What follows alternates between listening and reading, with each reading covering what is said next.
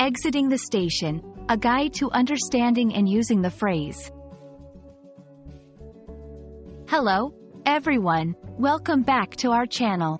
Today, we're going to dive into a very common but important phrase in English: exit the station.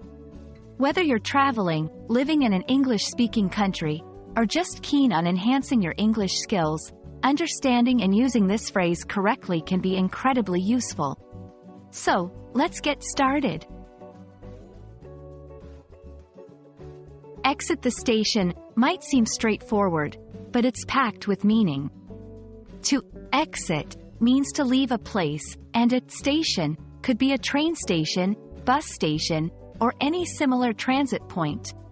When someone says, exit the station, they are instructing or informing someone to leave the premises of the station.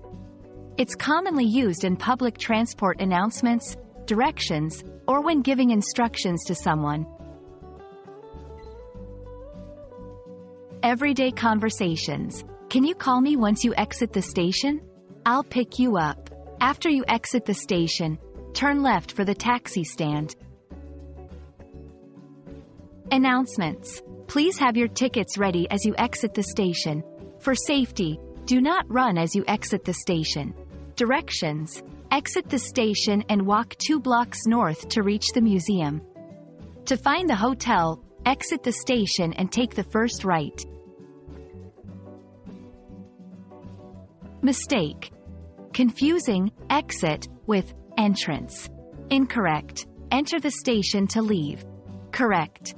Exit the station to leave. Mistake. Misinterpreting the action. Incorrect. Wait inside the station. Correct. Wait outside after you exit the station. Clarification. Exit the station versus leave the station.